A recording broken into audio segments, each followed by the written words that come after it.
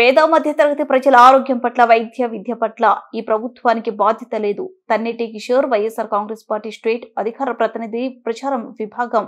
పేద మధ్యతరగతి ప్రజల ఆరోగ్యం పట్ల వైద్య విద్య పట్ల ఈ కూటమి ప్రభుత్వానికి బాధ్యత, చిత్తశుద్ధి లేకుండా ప్రభుత్వ వైద్య కళాశాలను ప్రైవేట్ పరం చేయడం దుర్మార్గమైనటువంటి చర్య. ఆంధ్రప్రదేశ్ లో ఉన్నటువంటి కూటమి ప్రభుత్వం మాజీ ముఖ్యమంత్రి జగన్మోహన్ రెడ్డి ముఖ్యమంత్రిగా ఉన్నప్పుడు ప్రారంభించినటువంటి వైద్య కళాశాలను పీపీపీ పద్ధతిలో ప్రైవేటు వ్యక్తులను ధారదత్వం చేయడానికి తీవ్రంగా ఖండిస్తూ ఉన్నాం. పేద మధ్యతరగతి ప్రజలు ఉపయోగపడే మెడికల్ కాలేజీలను నడపలేము.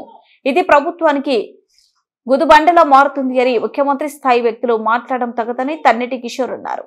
వివరిస్తూ మీతో మాట్లాడడం జరుగుతా ఉంది.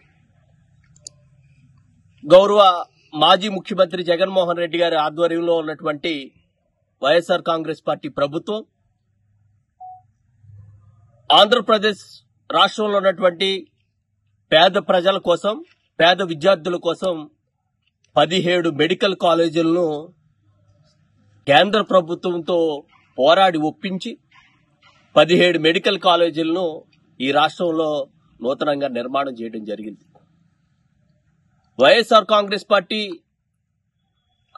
5 సంవత్సరాల పరిపాలనలో 2 సంవత్సరాలు కరోనా కష్టంలో, మిగిలినటువంటి 3 సంవత్సరాల్లో కూడా ఈ 17 మెడికల్ కాలేజీలను పూర్తి స్థాయిలో పనులు పూర్తి చేసినటువంటి ఘనత జగన్మోహన్ రెడ్డి గారిది.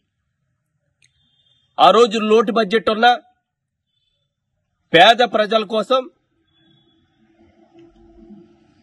వైద్య విద్యను అభ్యసించాలని చెప్పేసి ఆకాంక్షిస్తా ఉన్నటువంటి పేద విద్యార్థుల కోసం జగన్మోహన్ రెడ్డి గారు చాలా సంకల్పంతో 17 కాలేజీలను శంకుస్థాపన చేసి పూర్తి చేసినటువంటి వ్యక్తిగా జగన్మోహన్ రెడ్డి గారు ఉన్నారు.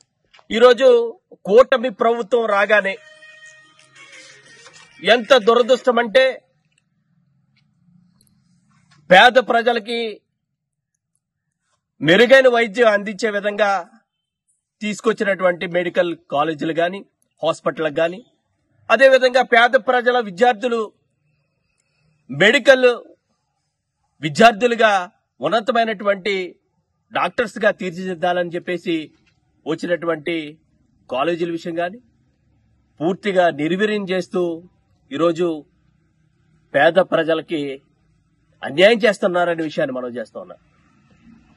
దయచేసి ఒకటే వైఎస్ఆర్ కాంగ్రెస్ పార్టీ ద్వారా తెలియపరుస్తా ఉన్నాం.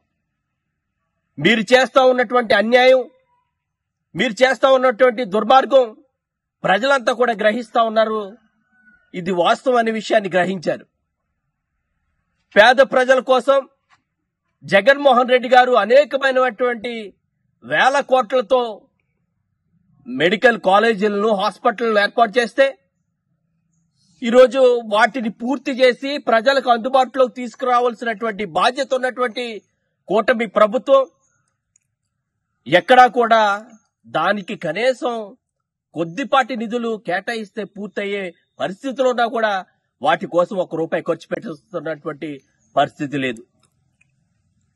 14 నెలల పరిపాలనలో దాదాపు 2 లక్షల కోట్ల రూపాయలు అప్పు చేసినటువంటి ఈ రాష్ట్ర ప్రభుత్వం ఈ మెడికల్ కాలేజీల కోసం కనీసం ఒక 500 నుంచి 1000 కోట్లు ఖర్చు పెట్టినా